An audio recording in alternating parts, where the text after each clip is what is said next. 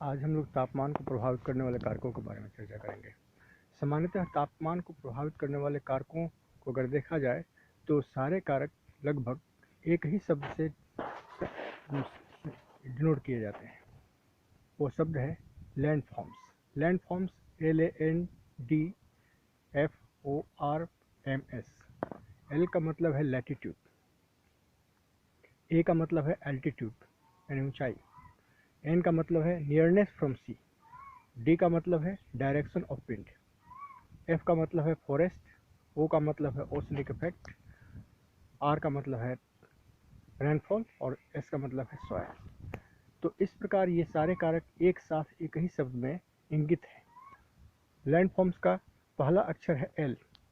L यानी latitude, अक्षांश। अक्षांश तापमान को प्रभावित करने में या अक्षांश के अनुसार तापमान वितरण को दिखाने में सबसे महत्वपूर्ण भूमिका निभाते हैं। निम्न अक्षांश सर्वाधिक तापमान को और सबसे उच्च अक्षांश या 90 डिग्री सबसे कम तापमान को दिखाता है। विषुवतरीखीय क्षेत्र निम्न अक्षांश के क्षेत्र हैं और ध्रुवीय क्षेत्र उच्च अक्षांश के क्षेत्र हैं और इनके बीच में मध्यवर्ती अक्षांशों के क्षेत्र पाए जाते हैं। चूंकि पृथ्वी का मध्यवर्ती हिस्सा सूरज की लंबवत किरणों का अनुभव ज़्यादा करता है, इसलिए मध्यवर्ती हिस्से में या निम्न अक्षांश के क्षेत्रों में सबसे ज़्यादा तापमान पाए जाते हैं, जबकि इसके विपरीत ध्रुवीय हिस्सा उच्च अक्षांश का क्षेत्र है और यह कम सूर्य तप या तिरछी किरणों का अनुभव करता है, इसलिए यहाँ का तापमान सबसे निम्न पाया जाता है। इन्हीं अक्षांशों के आधार पर पृथ्वी के तापमान को सबसे पहले 3 कटिबंधों में बांटा गया था: उष्ण कटिबंध, समशीतोष्ण कटिबंध और शीत कटिबंध। उष्ण कटिबंध 23.5 डिग्री उत्तर से 23.5 डिग्री दक्षिणी अक्षांश के बीच का क्षेत्र है। शीतोष्ण कटिबंध 23.5 डिग्री से 66.5 डिग्री अक्षांश, दोनों गोलार्धों में 23.5 डिग्री से 66.5 डिग्री अक्षांश के बीच का क्षेत्र है, जबकि शीत कटिबंध दोनों गोलार्धों में 66.5 डिग्री से 90 डिग्री अक्षांशों के बीच का क्षेत्र है। इस प्रकार स्पष्ट है कि अक्षांश का मान जितना ज़्यादा होगा, तापमान का मान उतना ही कम होगा। दूसरा कारक है एल्टीट्यूड यानी ऊंचाई। चूँकि पृथ्वी का वायुमंडल पृथ्वी की सतहों से निकली हुई पार्थिव विकिरण से गर्म होता है, इसलिए नीचे से ऊपर की ओर गर्म होने के कारण जैसे जैसे हम वायुमंडल में ऊपर की ओर जाते हैं, तापमान घटता जाता है। दूसरा कारण है कि वायुमंडलीय सघनता जैसे जैसे ऊपर की ओर जाते हैं वैसे वैसे कम हो जाती है, इसलिए वायुमंडलीय सघनता और नीचे से ऊपर की ओर गर्म होने के कारण तापमान कम होता जाता है। लेकिन पृथ्वी की सतह पर अगर हम बात करें तो सतह पर भी ऊंचाई का प्रभाव काफ़ी देखा गया है। पृथ्वी की जो भी सतह जितनी ज़्यादा ऊंची है, वहाँ का तापमान उतना ही कम पाया जाता है और यह घटना सामान्य ताप ह्रास दर के कारण पाई जाती है। इसलिए पर्वतीय शिखरों पर तापमान कम पाए जाते हैं, जबकि ठीक उसी पर्वत शिखर के निचली घाटियों में तापमान अधिक पाए जाते हैं। इस प्रकार समुद्र तल से ऊंचाई, किसी भी स्थान के समुद्र तल से ऊंचाई तापमान को प्रभावित करती है। तीसरा कारक है nearness from sea, N for nearness from sea. तो समुद्र से निकटता।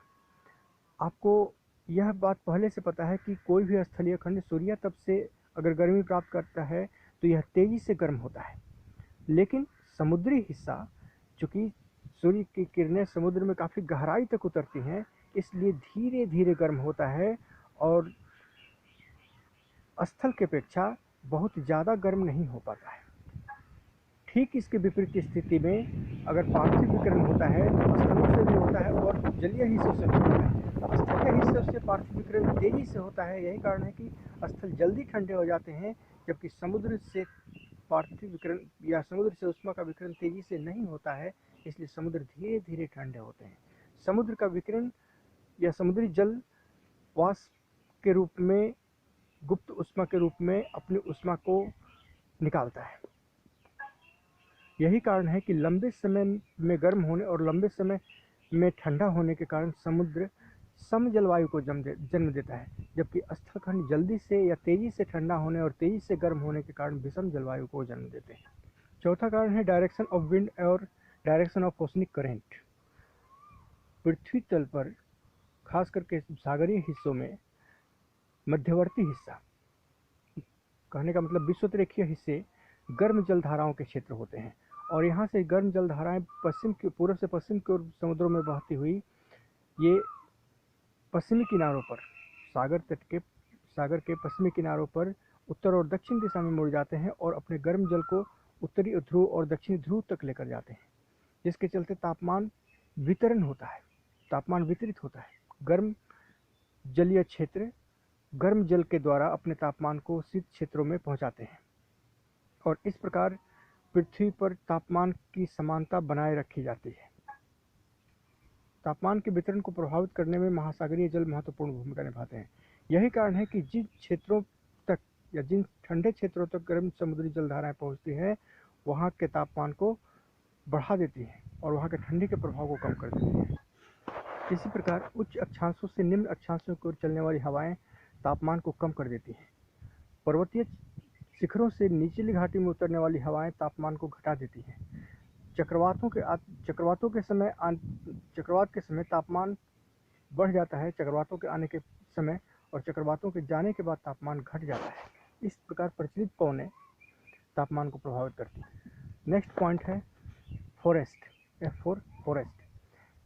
वन क्षेत्र या विस्तृत वन क्षेत्र में वाष्पीकरण की क्रिया चूंकि ज़्यादा होती है, VOC वोलेटाइल ऑर्गेनिक कंपाउंड की उत्पत्ति ज़्यादा होती है, जिसके चलते तापमान कम रहता है और वहाँ उस क्षेत्र में इसी VOC के कारण वर्षा भी होती है। यही कारण है कि वनों को वर्षा का जनक माना जाता है। तो विस्तृत वन क्षेत्र में तापमान समान रहते हैं वनों के प्रभाव के कारण या वनों से निकले हुए VOC के कारण। इसी प्रकार ओशनिक करंट, गर्म समुद्री जलधाराएं जब ठंडे क्षेत्रों में पहुंचती हैं तो तापमान को बढ़ा देती हैं, और ठंडी जलधाराएं जब गर्म क्षेत्रों में पहुंचती हैं तो तापमान को घटा देती हैं। यह घटना समुद्र और स्थल के संयोजन वाले क्षेत्रों में अधिकतर देखने को मिलती है। इसी प्रकार नेक्स्ट पॉइंट है वर्षा। जब वर्षा होती गर्म प्रदेश में जब वर्षा होती है तो तापमान सम हो जाता है, तापमान घट जाता है और सम हो जाता है। और अंतिम बिंदु है सॉयल, मृदा।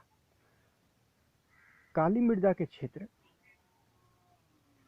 सूर्य तप का ज़्यादा मात्रा में अवशोषण करते हैं, और यही कारण है कि उन क्षेत्रों में रात में भी गर्मी ज़्यादा होती है, जबकि बलुई मृदा के क्षेत्र तेजी से तापमान का अवशोषण करते हैं और तेजी से पार्थिव विकिरण कर ठंडे भी हो जाते हैं। यही कारण है कि बलुई मृदा के क्षेत्र रात में ज़्यादा ठंडे होते हैं बनस्पत काली मृदा के क्षेत्रों के। तो चूंकि मृदा तापमान का अवशोषण करती है और विकिरण भी करती है, यह निर्भर करता है कि मृदा का रंग कैसा है। उसी के आधार पर तापमान के अवशोषण की मात्रा और विकिरित तापमान की मात्रा निर्धारित होती है। अगर मृदा गहरे रंग की होती है तो तापमान ज़्यादा अवशोषित होता है, लंबे समय तक मृदा गर्म रहती है और तापमान भी लंबे समय तक ज़्यादा बना रहता है।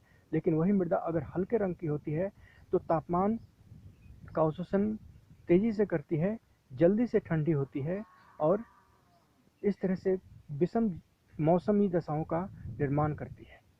तो इस प्रकार तापमान के प्रभाव पर इन स्थलाकृतिक कारकों का प्रभाव हमेशा बना रहता है।